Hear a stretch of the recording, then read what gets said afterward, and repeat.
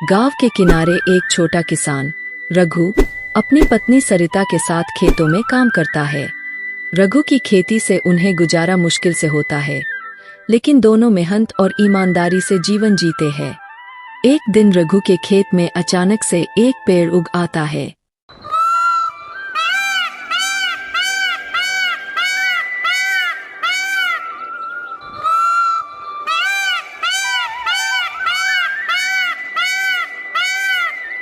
यह कोई साधारण पेड़ नहीं था, क्योंकि इस पर सिर्फ एक ही जादुई आम लगा था। यह आम ऐसा था जो हर रात स्वर्ण सा चमकता था।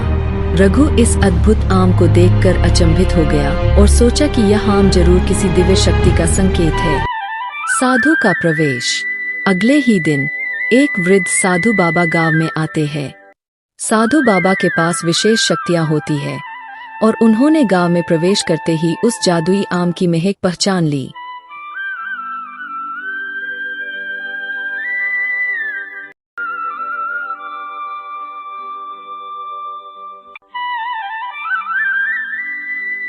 बाबा किसान रघु के घर पहुंचते हैं और उसे बताते हैं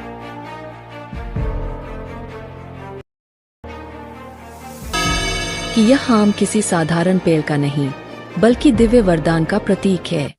लेकिन बाबा उसे आगाह करते हैं कि इस आम की शक्ति का गलत उपयोग उसकी तबाही का कारण बन सकता है।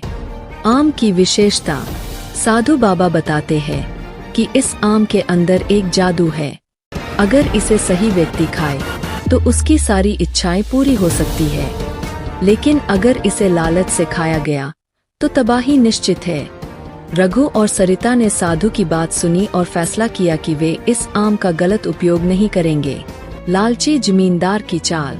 गांव का धनी जमींदार बलराम जादुई आम के बारे में सुनता है और लालच से भर जाता है। वह सोचता है कि अगर वह इस आम को पाले तो वह और भी धनी बन सकता है। बलराम ने रघु से आम खरीदने की कोशिश की, लेकिन रघु ने मना कर दिया। बलराम ने डराने धमकाने से लेकर लालच देने तक की कोशिश की, लेकिन रघु अपने फैसले पर अडिग रहा। साधु का आखिरी संदेश। एक दिन साधु बाबा फिर से गांव आए और रघु से कहा, यह आम केवल तभी फल देगा जब कोई इसे बिना स्वार्थ और लालच के खाएगा। साधु ने बताया कि आम के अंदर छिपा एक गहरा रहस्य है, जो केवल तब प्रकट होगा जब सही व्यक्ति इसे ग्रहण करेगा। रघु के पास आम के महत्व को समझाने का समय नहीं था, क्योंकि जमींदार ने एक योजना बनाई थी। उसने रात को रघु के खेत से आम चुराने की कोशिश की।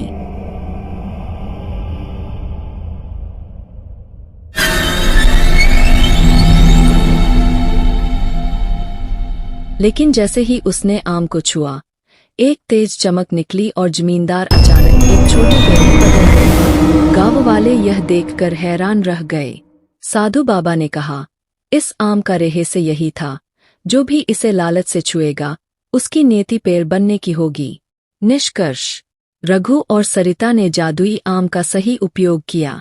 वे गांव वालों के साथ खुशी खुशी रहने लगे, जबकि जमींदार की कहानी एक सीख बनकर गांव वालों के बीच सदियों तक गूंजती रही। साधु बाबा ने अंत में कहा, सच्ची दौलत मेहनत और ईमानदारी में होती है, न कि लालच में। चिड़िया और साधु की कहानी। एक समय की बात है, एक छोटे से गांव में एक साधु बाबा रहते थे। वे बहुत ज्ञानी और दयालु थे। साधु बाबा का एक छोटा सा आश्रम था, जहां वे ध्यान करते और लोगों को ज्ञान देते थे। उनके आश्रम के पास एक पेड़ पर एक सुंदर चिड़िया रहती थी। चिड़िया का नाम था चिट्टू। चिट्टू हमेशा बाबा के आसपास उड़ती रहती और उनकी बातें सुनती। एक दिन चिट्टू ने देखा कि साधु बाबा ध्यान में बैठे हैं और उनकी आंखें बंद है। चिट्टू ने सोचा, क्यों न बाबा से कुछ ज्ञान प्राप्त करूं। उसने धीरे धीरे बाबा के पास उड़ान भरी और बोली, हे बाबा, आप ध्यान में हैं, लेकिन मुझे भी कुछ सिखाइए। साधु बाबा ने आंखें खोली और मुस्कुराते हुए कहा, बेटा चिट्टू, ज्ञान पाने के लिए पहले ध्यान और एकाग्रता आवश्यक है। क्या तुम ध्यान कर सकती हो? चिट्टू ने कहा, मैं छोटी चिड़िया हूँ, मैं ध्यान कैसे करूँगी? साधु बाबा ने समझाया ध्यान का अर्थ है अपने मन को शांति देना। तुम अपने चारों ओर की दुनिया को भुलाकर केवल एक चीज पर ध्यान केंद्रित कर सकती हो। चिट्टू ने सोचा, मैं आकाश में उड़ने का ध्यान करूंगी। उसने आकाश की ओर देखा और अपने मन में उड़ान भरने का विचार किया। धीरे धीरे उसने अपने मन को शांत करना शुरू किया। कुछ दिन बीत गए। चिट्टू ने साधु बाबा के साथ समय बिताना शुरू कर दिया। वह रोज बाबा से ज्ञान ग्रहण करती और अपनी ध्यान की साधना करती। एक दिन जब चिट्टू ने ध्यान में गहराई तक प्रवेश किया, उसने अनुभव किया कि वह आकाश में उड़ रही है। उसे एक अजीब सी खुशी मिली। चिट्टू ने बाबा से कहा, हे बाबा, मैंने ध्यान का अनुभव किया और मुझे लगा कि मैं आसमान में उड़ रही हूँ। साधु बाबा ने कहा, बेटा, यही ध्यान की शक्ति है। जब तुम अपने मन को पूरी तरह से एक जगह केंद्रित करती हो तो तुम जीवन के रहस्यों को समझने लगती हो। एक दिन गांव में एक बड़ा तूफान आया।